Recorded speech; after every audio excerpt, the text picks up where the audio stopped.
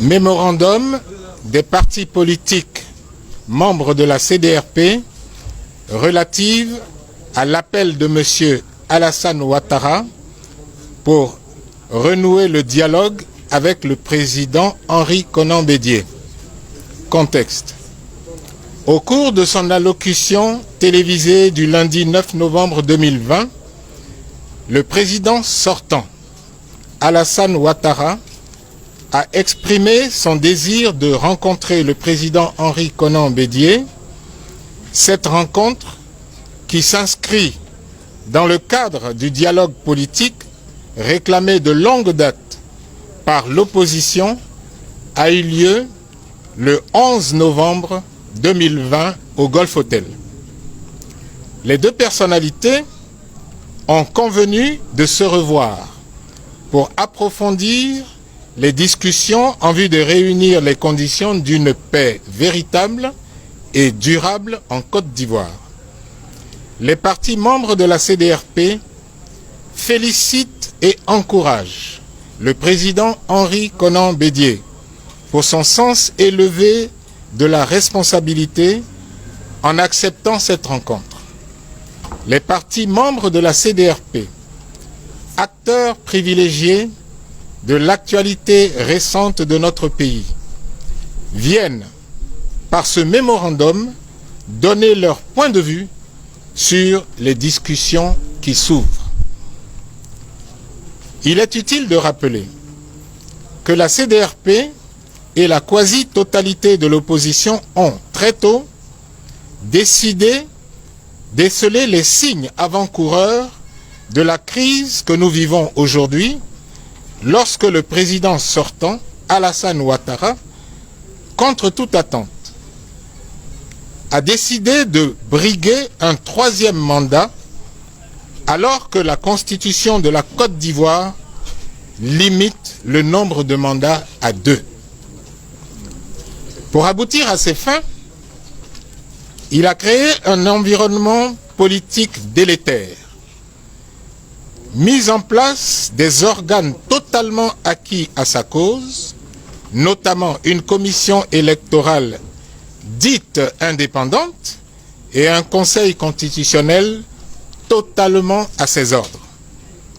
C'est pourquoi les partis membres de la CDRP et l'opposition s'étaient tous rassemblés pour mener des négociations en vue d'assainir l'environnement politique et traiter en amont les questions liées à l'organisation de l'élection présidentielle, de celles relatives au code électoral et à la composition de la CEI, ainsi qu'à la candidature illégale du président sortant Alassane Ouattara à un troisième mandat. Malgré les appels et autres recours à des institutions nationales et internationales, à des correspondances et autres saisines qui en font foi, les démarches initiées par la CDRP et toute l'opposition n'ont jamais été entendues par le régime de M. Alassane Ouattara et par le RHDP. C'est donc ce refus de dialogue et le non-respect des dispositions de notre Constitution, notre loi fondamentale, qui a plongé notre pays dans la grave crise que nous connaissons maintenant, avec, hélas, d'importantes conséquences qui sont de nombreuses pertes en vies humaines, l'instrumentalisation des conflits communautaires et religieux, des destructions massives de biens et de matériel divers, des poursuites et des incarcérations arbitraires, la mise sous blocus des résidences des personnalités d'opposition. Pour amener une paix durable dans notre pays, la Côte d'Ivoire, et abréger la souffrance des populations, la CDRP continuera de privilégier la voie du dialogue et la négociation. Il y a cependant à tout cela des conditions. La CDRP exige, compte tenu de l'environnement actuel et de ce qui précède, que les conditions qui suivent soient satisfaites avant toute discussion. Nul ne peut, et nous citons, aller à une table de négociation en étant bâillonné, privé de ses droits élémentaires et de sa liberté de mouvement. Cette citation est prise d'une déclaration du PDCI RDA en date du 11 novembre 2020. C'est pourquoi, avant ces négociations, la CDRP demande la levée définitive du blocus autour de la résidence du président Henri Konan Bédié, la levée définitive du blocus autour des résidences de tous les leaders de l'opposition, notamment celle du professeur Maurice Kakou-Gikawe, du professeur Aswa Adou, secrétaire général du FPI, de messieurs Afin Guessan, président du FPI, Albert Mabri Touakeus, président de l'UDPCI, et de Hubert Oulaye, président du comité de contrôle du Front populaire ivoirien.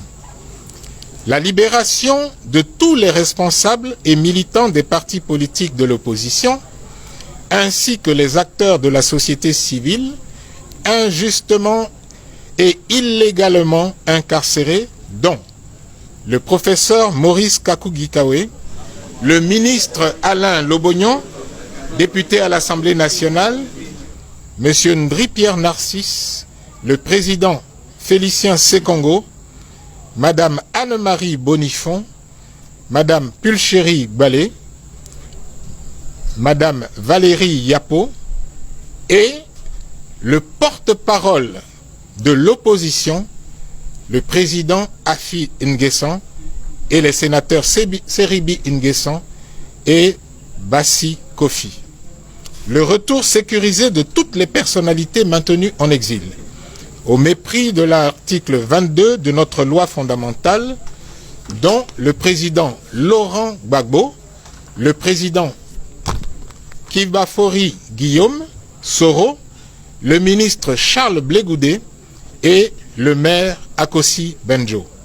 La cessation de toutes les poursuites judiciaires contre les responsables et militants de l'opposition ainsi que les acteurs de la société civile. Le retour à un fonctionnement normal des partis politiques, en l'occurrence le libre accès à leur siège. La création d'une commission d'enquête internationale sur les événements survenus dans notre pays depuis le mois d'août 2020 et la mise en place de dispositifs permettant d'indemniser les victimes. La libération de tous les prisonniers politiques et militaires du conflit post-électoral de la crise de 2010, le démantèlement des milices instrumentalisées par le régime du RHDP et le président sortant Alassane Ouattara. En outre, les partis politiques membres de la CDRP réaffirment la nécessité du dialogue inclusif et son élargissement à l'ensemble des personnalités des plateformes et partis politiques de l'opposition rassemblés autour du président Henri Konan Bédié, tel que l'avait rappelé notamment par un communiqué du PDCI RDA en date du 11 novembre dernier. Il y a des problèmes de fond et les perspectives s'inscrivent dans les points suivants. Les problèmes politiques soulevés par la CDRP et toute l'opposition ivoirienne que le pouvoir RHDP avait en son temps rejeté du revers de la main demeurent. Ils sont donc à résoudre pour inscrire notre pays dans un véritable état de droit en vue de ramener les conditions d'une paix définitive et durable. Nous les rappelons ci-dessous. Il s'agit du strict respect des dispositions de la Constitution de 2016. Il s'agit par ailleurs de notre exigence de voir invalider le scrutin du 31 octobre 2020. Il s'agit ensuite de la reprise des discussions sur la CEI et l'impérieuse nécessité de réformer cet organe. Enfin, la dissolution et la réforme du Conseil constitutionnel et l'audit par des instances neutres, indépendantes et crédibles du fichier électoral ivoirien. La CDRP, consciente de ses responsabilités historiques, informe ses militants et sympathisants qu'elle a pris la décision de maintenir le mot d'ordre de désobéissance civile dans le respect de la non-violence et de la paix. Elle appelle tous ses militants à rester mobilisés et à attendre les mots d'ordre que nous allons passer très bientôt. Fait à Abidjan le 13 novembre 2020, la CDRP.